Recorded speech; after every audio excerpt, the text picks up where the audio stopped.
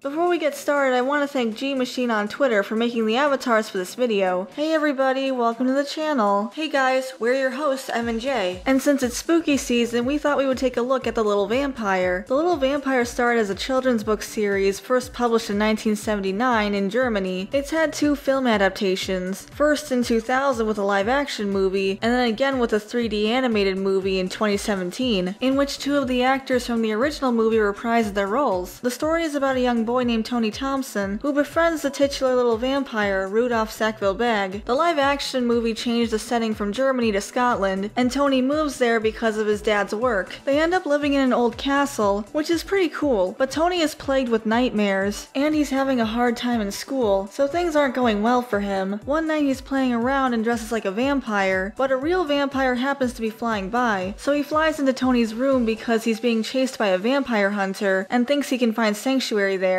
Despite some initial tension, once Rudolph figures out that he's actually a human in disguise, the two end up becoming good friends. Although I thought vampires had to be invited into a place before they can enter, so I'm not sure how Rudolph was able to just fly directly into Tony's room like that. Something similar happens in the CGI movie too. This time they change the setting back to Germany, and Tony's on vacation with his family. Rudolph is trying to find a place to hide while the sun rises, and Tony's window just happens to be open. But isn't that against the rules? Admittedly, I don't know much about vampire lore, but I'm pretty sure that's against the rules. I think both the CGI and live-action movies were able to make Tony and Rudolph's friendship believable, which is pretty important because the whole story depends on that. The CGI movie actually made them both 13 instead of around 9. I'm not sure why this change was made, but it doesn't have a big effect on anything. Tony kind of has a reputation for being the weird kid because he's really imaginative and sometimes other people don't get it, including being kind of obsessed with vampires and horror, but this ends up working to his advantage because in both movies there's a scene where he wraps Rudolph up in aluminum foil so he can walk around in the sun, and no one really questions it. Well, they do, but he just explains that he and his new friend are playing astronaut, and that's about all the explanation they need. They're just happy that he has a friend. The live-action movie focuses more on him being bullied because he actually moved to Scotland. There aren't any kids in the CGI movie because he's just on vacation, so I guess it could be argued that their friendship had more of an impact in the live-action movie, since it showed Tony struggling so much in this new environment. I still think their friendship is believable in the CGI movie, even without Rudolph scaring the living daylights out of Tony's bullies, but their friendship is still the center of both movies. Tony saves Rudolph, Rudolph saves Tony, and they learn about each other's worlds and culture. The films pit our heroes against a vampire hunter named Rookery, who's pretty obsessive when it comes to destroying the clan, and we're supposed to be rooting against him, but there is one point in the 3D movie where Rudolph's older brother Gregory tries to attack an innocent man who's walking his dog, but Rookery and his partner stop him. Sure, they almost kill him in the process, but they did save a person's life. It's just that the movie tries to set up the vampires as being harmless and just trying to mind their own business, and Rookery's totally in the wrong. And he definitely is extra, but it did kind of prove his point a little bit. To be fair, Gregory was acting on his own, and mostly out of teenage rebellion, since his dad has a really strict policy about staying away from mortals, specifically so something like this won't happen. So also proving his point, but I guess that's what happens when you're stuck at 17 for 300 years. But he also never apologized for anything, even though this is why the vampire hunters found them in the first place. So I do think they were a little more sympathetic in the original, where they didn't actually want to be vampires, but they were cursed, and they spent the movie trying to lift it. That being said, I did like Gregory and Rudolph's relationship in the 3D movie, and I thought it was a bit stronger than the live-action one. And I do understand where Gregory is coming from, since he's trapped at that point in his life where he's not really a kid anymore, but he's not an adult either, and his parents are still over him, and that's never going to change. So I can imagine that would be pretty frustrating for a kid, never-ending teenage angst. Still though, don't try to kill people. That's rude. Family is a big part of The Little Vampire. Both the human family and the vampire family are having issues between the parents and the kids, with Tony's parents becoming exasperated with his antics, or Rudolph befriending a human boy, which they're very against, or their daughter Anna developing a crush on him. But Anna and Tony are cute. At least they're better than some other vampire mortal couples. But ultimately, these different dynamics are able to come to an understanding, and Tony's parents help save the vampires, and the vampires learn to open up a bit. I think that they're fun movies for Halloween. I had a good time. They're a little cheesy, but it's all in good fun. The CGI movie did have some slow pacing at certain parts. Like there's a whole scene where the vampires just say goodnight to each other. It's cute, but it doesn't really add much. Still an enjoyable movie though. So those were our thoughts. What did you guys think? Have you seen these movies? We'd love to hear from you. Thanks so much for watching. We really appreciate it. We'd like to shout out our members: Caleb Nelson, Stutania, Tyrant Carnivore, Adam K, Shiny Orc Boy, Taylor Ramirez, The Rabbit Mancer, Dash Hound, Haley Kosheva, Ray Thulu, Hunter Rose, Miranda Sinistra, General Bolivar, Depth Charge Media, and Samaru163. Thank you all so much for the support. If you'd like to become a member, you can hit the join button next to the subscribe button, or you can buy us a coffee. Link will be in the description. Thanks again for watching. If you enjoyed the video, you can leave a like and subscribe to the channel to see more content like this. And we hope you all have a happy Halloween. We'll see you in the next video. Bye everyone. Bye guys.